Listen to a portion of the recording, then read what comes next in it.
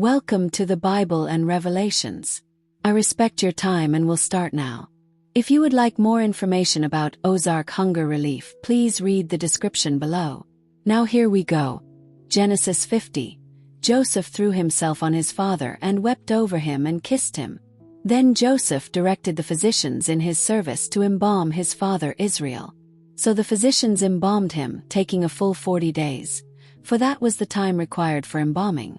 And the Egyptians mourned for him 70 days. When the days of mourning had passed, Joseph said to Pharaoh's court, "If I have found favor in your eyes, speak to Pharaoh for me. Tell him, my father made me swear an oath and said, I am about to die. Bury me in the tomb I dug for myself in the land of Canaan. Now let me go up and bury my father. Then I will return." Pharaoh said, "Go up and bury your father, as he made you swear to do."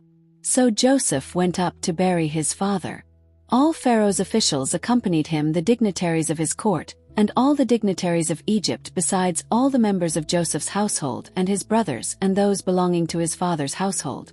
Only their children and their flocks and herds were left in Goshen. Chariots and horsemen also went up with him. It was a very large company. When they reached the threshing floor of Atad, near the Jordan, they lamented loudly and bitterly. And there Joseph observed a 7-day period of mourning for his father. When the Canaanites who lived there saw the mourning at the threshing floor of Atad, they said, "The Egyptians are holding a solemn ceremony of mourning." That is why that place near the Jordan is called Abel Mizraim. So Jacob's sons did as he had commanded them. They carried him to the land of Canaan and buried him in the cave in the field of Machpelah, near Mamre, which Abraham had bought along with the field as a burial place from Ephron the Hittite. After burying his father, Joseph returned to Egypt, together with his brothers and all the others who had gone with him to bury his father. Joseph reassures his brothers. When Joseph's brothers saw that their father was dead, they said, "What if Joseph holds a grudge against us and pays us back for all the wrongs we did to him?" So they sent word to Joseph saying, "Your father left these instructions before he died. This is what you are to say to Joseph. I ask you to forgive your brothers the sins and the wrongs they committed in treating you so badly. Now please forgive the sins of the servants of the God of your father." When their message came to him, Joseph wept. His brothers then came and threw themselves down before him. "We are your slaves," they said. But Joseph said to them, "Don't be afraid. Am I in the place of God? You intended to harm me, but God intended it for good to accomplish what is now being done, the saving of many lives. So then don't be afraid. I will provide for you and your children." And he reassured them and spoke kindly to them. The death of Joseph. Joseph stayed in Egypt, along with all his father's family. He lived 110 years and saw the third generation of Ephraim's children. Also the children of Machir son of Manasseh were placed at birth on Joseph's knees. Then Joseph said to his brothers, "I am about to die. But God will surely come to your aid and take you up out of this land to the land he promised on oath to Abraham, Isaac and Jacob." And Joseph made the Israelites swear an oath and said, "God will surely come to your aid, and then you must carry my bones up from this place."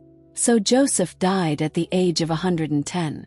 And after they embalmed him, he was placed in a coffin in Egypt. Okay, that is the end of Genesis 50. I will give my personal view of this next. Please leave comments on anything you would like to improve my channel. Please like it also. Here goes my comments. God will use it for good. Genesis 50. Verse 20. You intended to harm me, but God intended it for good to accomplish what is now being done, the saving of many lives. Hello everybody. I'm so glad you've joined me today. I believe this message is going to speak to your heart, lift your spirit, and remind you that no matter what you're facing, God is still working behind the scenes. Let me ask you something. Have you ever felt like life threw you a curveball? Like you were doing the right thing but the wrong thing kept happening?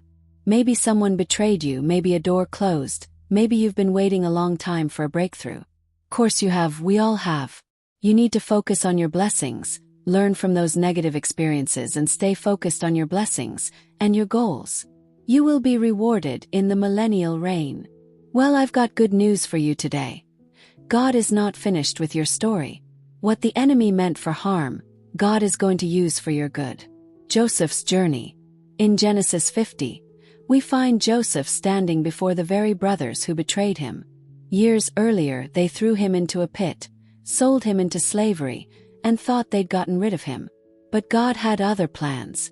Joseph went from the pit to Potiphar's house, from the prison to the palace. And now, he's second in command over all of Egypt.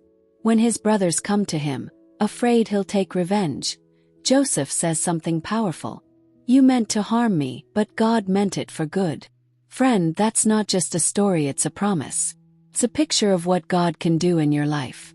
People may try to push you down, but God will lift you up.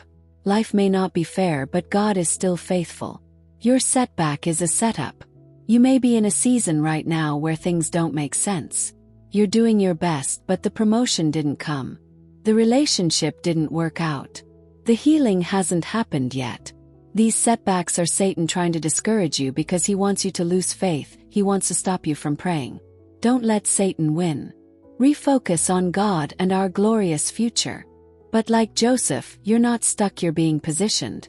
That setback is a setup for something greater. That betrayal is going to lead to a blessing. That delay is going to make the destination even sweeter. God is not just going to bring you out, He's going to bring you out better, stronger, and more blessed than you were before. Stay faithful in the waiting. Joseph didn't get bitter in the pit. He didn't give up in the prison. He stayed faithful. He kept honoring God. And in due time, God elevated him. You may not see it yet, but your due time is coming. The right people are being lined up. The right doors are about to open. The favor of God is going to take you places you never imagined. Be optimistic about your future. Let me declare this over you today. What was meant to stop you is going to launch you. What was meant to break you is going to bless you. God is going to use every disappointment, every delay, every detour and turn it into something beautiful. You're not just going to survive, you're going to thrive. You're not just going to make it, you're going to rise higher, shine brighter, and walk into the destiny God has prepared for you. If this message encouraged you, I'd love for you to share it with someone who needs a word of hope today. And don't forget to subscribe to the channel for more uplifting messages every week. Let's keep growing in faith together. Goodbye, and God bless you. I hope you are encouraged. I believe the rapture is close. Here is a little sermon on the life of Joseph. From the pit to the palace. God's plan is still unfolding. Genesis 37 through 50. The story of Joseph, a dreamer who endured betrayal, setbacks, and delays, but rose to fulfill his destiny.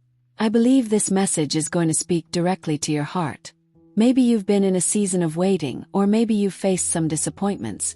But I want to remind you today, God is still in control. Let me ask you, have you ever felt like your life took a detour? Like you had a dream, but everything seems to be going in the opposite direction? Well, you're in good company, because that's exactly what happened to Joseph. Joseph's journey. Joseph was just a teenager when God gave him a dream.